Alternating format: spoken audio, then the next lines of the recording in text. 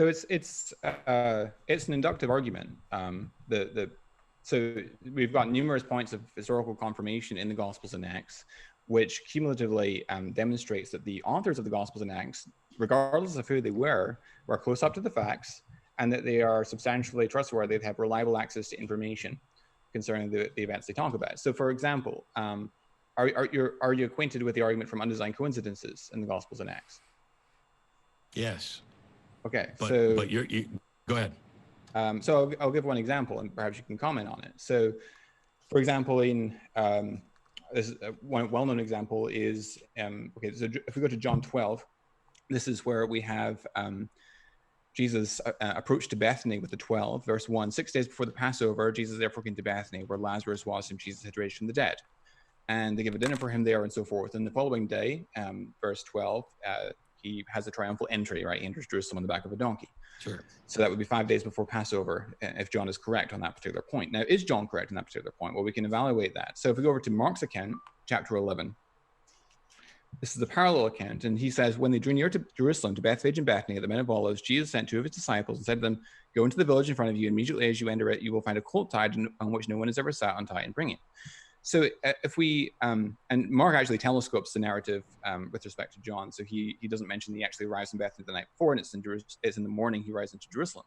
But if we assume that John is correct for the sake of argument, go to verse 11. It says, he entered Jerusalem and went into the temple. When he looked around at everything as it was already late, he went out to Bethany with the 12. That would be the evening of 5 days before Passover, if John is correct. And bear in mind, Mark hasn't given us that detail of the 5 days before Passover. Verse 12, on the following day when they came from Bethany, he was hungry. So that would be the morning of 4 days before Passover. Verse 19, when evening came to the way of the city, that would be the evening of 4 days before Passover. Verse 20, as they passed by in the morning, they saw the fig tree withered away to its roots. That would be the morning of 3 days before Passover.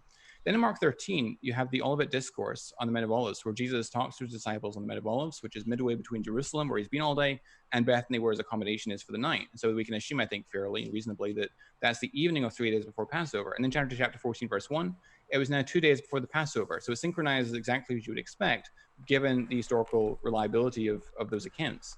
And building a cumulative argument from numerous examples of not only undesigned coincidences, but also extra biblical corroborations and so forth, unexplained allusions, I think we have a powerful cumulative argument an inductive argument for trusting the Gospels to be substantially trustworthy. How many years apart were Mark and John written? We don't know. I don't take a position on the dating of the Gospels. Well, you are taking a position on the dating of Gospels. You're just not giving a date, because the argument that you're presenting presumes that these things were coincidences that were written independently. But if they're both writing accounts of stories that were told, how remarkable is it that somebody would say, hey, Jesus was in this area around Passover? That doesn't demonstrate that just because. So it's like if I made a list of 10 things about Elvis, the fact that I got 8 of them correct doesn't mean that he was abducted by aliens. It doesn't mean that he survived his death and travels around. And if I tell parts of a story that were published and told a decade before I ever started, writing on this, how is that a coincidence that needs to be explained when there's stories going around? The notion that we need to explain which parts of the story were written down is bizarre to me, because we have a story that people are telling. Some versions of it get written down. They don't agree. They agree on some details. They disagree on others. There's a hypothesis about shared documentation, about Mark being written first and Matthew basically copying off of Mark and Luke potentially copying off of Mark. We don't know. However, you want to look at this and say, hey, they both said that Jesus was in town around the Passover. And my thing is, so what? That has nothing to do with the divine, with the supernatural, with a resurrection, with any of that stuff. It's the most mundane, pedestrian. It's like you might as well say, look, 2 of the Gospels reported that Jesus ate lamb along with potatoes and Rocky. Oh, no, that'd be alcoholic. Yeah, screw it. We'll give Jesus some alcohol. And Rocky at the final dinner with the disciples. Cool.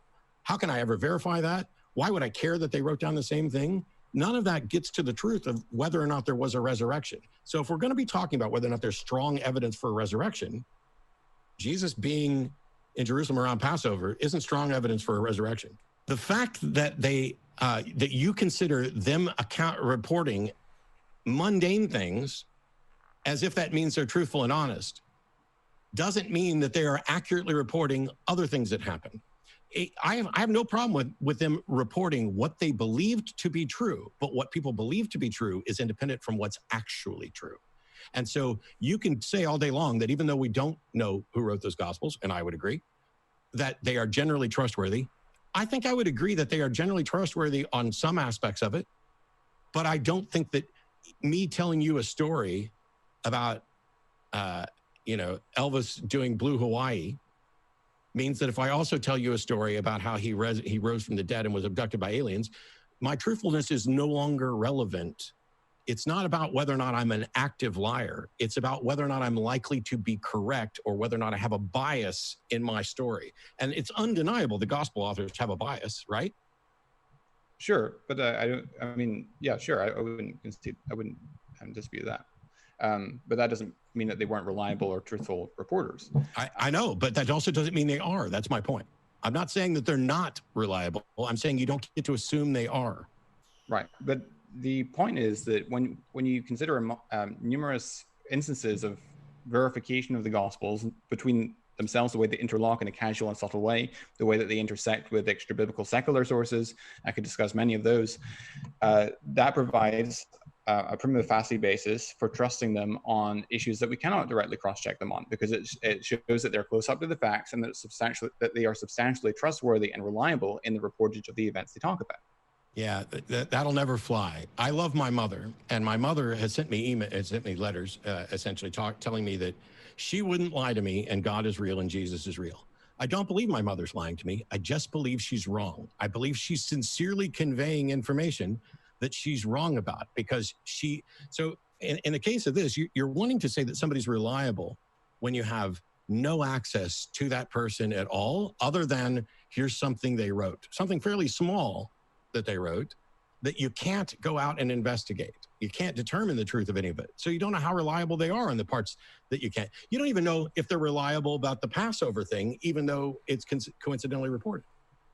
Well, we do, because I just showed the way they interlock casually, so it points to the truth of the narrative. No, it doesn't. It does not. It does not confirm that that's what's actually happened. Are you saying that 4 people couldn't get something wrong?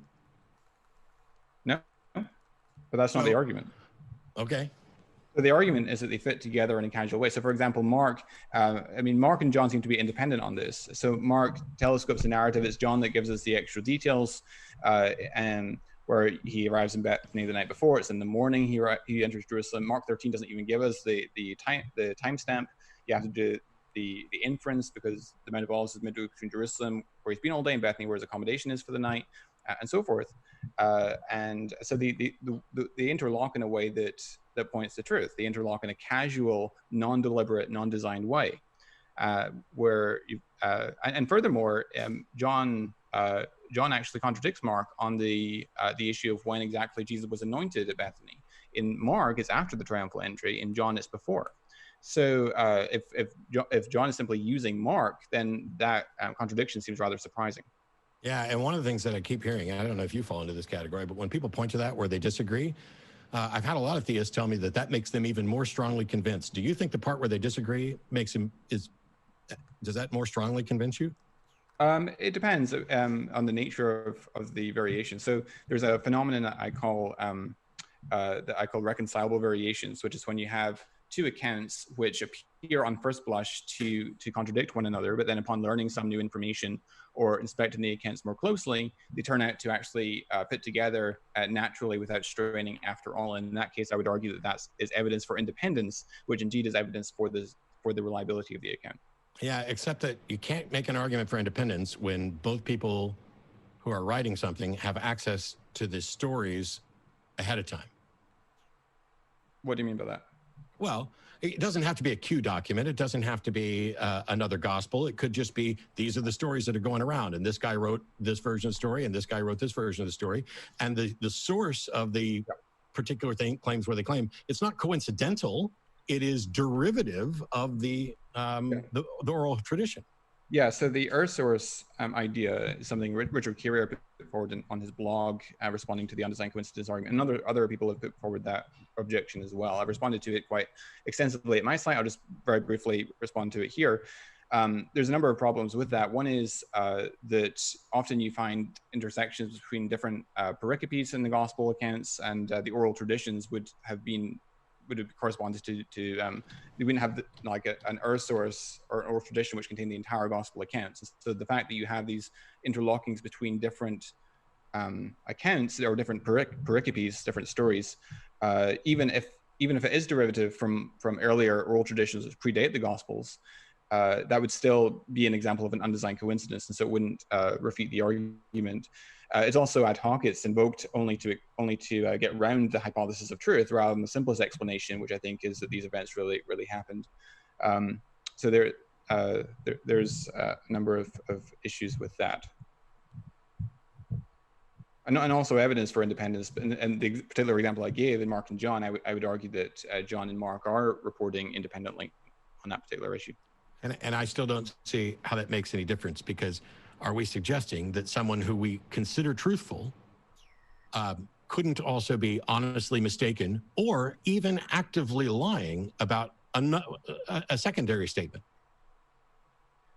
Well, it provides evidence that they are that. That's not my question. No, listen to me. It cumulatively provides evidence that the authors of the Gospels and Acts are close up to the facts, and that they have reliable access to information, and that they're habitually truthful.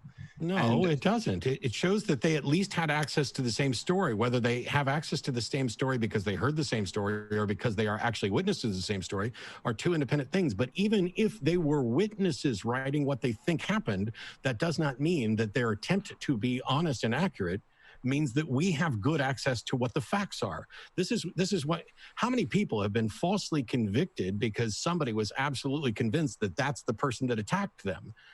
Okay, we're not talking about like the eyewitness testimony that you decided just to shrug off. I'm saying if I find someone, like, I won't use you, we'll stick with my mom. My mom is absolutely, I'm convinced most of the time, sometimes she lies, I'm convinced most of the time she is actively trying to tell me the truth. The problem is that when she tells me what she's convinced of, and I ask, what's the reason that you're convinced of it? She doesn't present arguments. She doesn't present evidence. It is trusting. And that's exactly what you seem to be arguing for here, that we have these accounts in the gospel, and the gospel authors are otherwise trustworthy, and therefore we should take their word for it when they report that someone was raised from the dead. But at the end of the day, if the foundation of how we determine what is strong evidence or what is sufficient evidence is just, I'm going to accept that this person's truthful and telling me the truth, and you're not, well, then why are we bothering to have a discussion? Because if we can't get beyond that, we're stuck. Okay. I didn't see that we were making much progress in the discussion, because you didn't seem to really get the concept of an inductive argument. Oh my God. Should I rage quit now because you're calling me stupid, pretending that I don't know what an inductive argument is? Well, science is entirely inductive. I've given this lecture 100 times. Well, I was making the case for the substantial trustworthy of the Gospels based on an inductive argument, which you didn't seem to, you just dismissed. But just because it's right over here doesn't mean it's right over here. And I completely accept that. But there's an inductive argument for the substantial trustworthiness of the gospel accounts. And indeed, they're grounding in the testimony of credible eyewitnesses. If the most trustworthy person you know came to you and said, I was just abducted by aliens, carried off to another planet, impregnated, cloned, and delivered back here, and I have no other evidence for it, do you take their word for it? Oops, sorry. No, we wouldn't take their word for it. Okay. What if 5 people said that? We need to look at the particulars of the case. So we need to look at, okay, so what's the nature of what's being claimed? We need to look at the hypothesis that they were sincerely wrong.